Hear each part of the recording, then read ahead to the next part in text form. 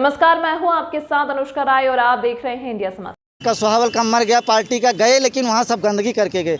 तो पार्टी के ऐसे जो परिवारवादी लोग हैं एकदम गंदगी फैला दे रहे हैं, बहुत पार्टी को ये लोग नुकसान कर रहे हैं। मैं उनके साथ हज़ारों फ़ोटो है, वीडियो है, पार्टी कार्यालय द्वारा जारी किया लेटर है, मैं आप लोगों को अभी शेयर कर दे रहा हूँ, उसको देखिएगा कि इतने झूठे हैं। इसीलिए इनका नाम जो एक क्षेत्र में बदनाम हुआ है, एक नाम है, नाम नहीं लूँगा मैं, लेकिन इसीलिए इनका नाम वो उपनाम इनको मिला हुआ है कि इनका कार्य कैसा है।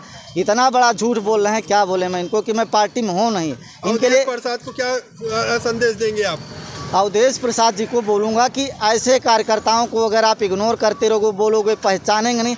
मैं आपके साथ रात दिन लगा मरा, चुनाव आपको विधानसभा और लोकसभा जिताने के लिए अपना दिन रात एक किया, रुपया पैसा गर्दा किया, और आप अब कह रहे हो कि हमको पहचानते नहीं हो।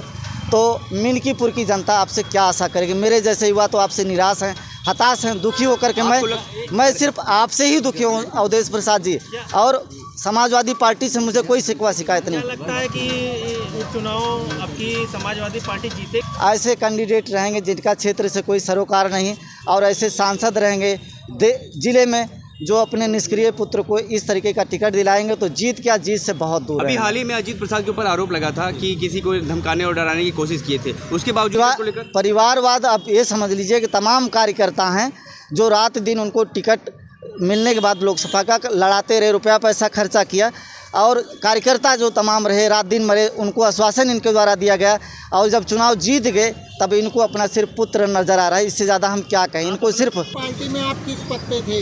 प्रदेश सचिव समाजवादी पिछला वर्ग प्रकोष्ठ में थे हम, जिसका लेटर वगैरह मैंने आपको देखिए, पार्टी के जो मेम्बरान थे जहाँ से मुझे जारी हुआ है वहाँ पर मैंने सबको भेज दिया है। अच्छा, ये 50,000 वोट से हार जाएंगे, जिससे समाजवादी पार्टी को तगड़ा नुकसान होगा। कारण क्या है कि जिसको ये कैंडिडेट बना करके वहाँ पेश करना चाह रहे हैं, उसका मिल्कीपुर में कोई आना जाना नहीं, किसी से कोई मतलब नहीं है, और पब्लिक के बीच में कहने का मतलब नहीं है, और पूरे मिल्कीपुर और जनपद में उनका भारी विरोध है, जिसको ये माननीय राष्ट्रीय अध्यक्ष जी को नहीं बताना चाह रहे हैं। आप पार्टी छोड़ दिए हैं, अब उनके खिलाफ क्या मोर्चा है आपका? देखिए, वो अपनी लड़ाई स्वतः ही आ रहे हैं, क्योंकि जो लड़के को इन्होंने टिकट दिलाया है वो राजनीतिक नहीं है, इसीलिए पार्टी का ये सांसद लोग मिलकर के खुद ही नुकसान करा रहे हैं। पार्टी में ज्वाइन करने जा रहे हैं? अभी मैं किसी पार्टी में नहीं हूँ, कई पार्टियों से मुझे ऑफ़र है, लेकिन मैं किसी दल में भी जाने का कोई विचार नहीं बना रहा हूँ।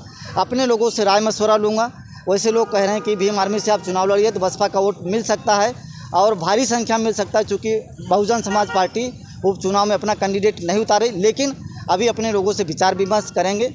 तो और आने वाले दिनों में लगता है कि आप बसपा से चुनाव लड़ेंगे? नहीं, बिल्कुल नहीं। बसपा में तो कभी कोई मतलब ही नहीं है। बसपा चुनाव नहीं लड़ा रही। भीम आर्मी के लिए लोग मेरे को सुझाव दे रहे हैं, लेकिन मैं भी चुनाव लड़ने के लिए कोई मूड बना नहीं रहा हूँ। अपने लोगों से चर्चा मशवरा करने के बाद ही कोई निर्णय ले पाऊँगा। सूरज चौधरी, प्रदेश सचिव समाजवादी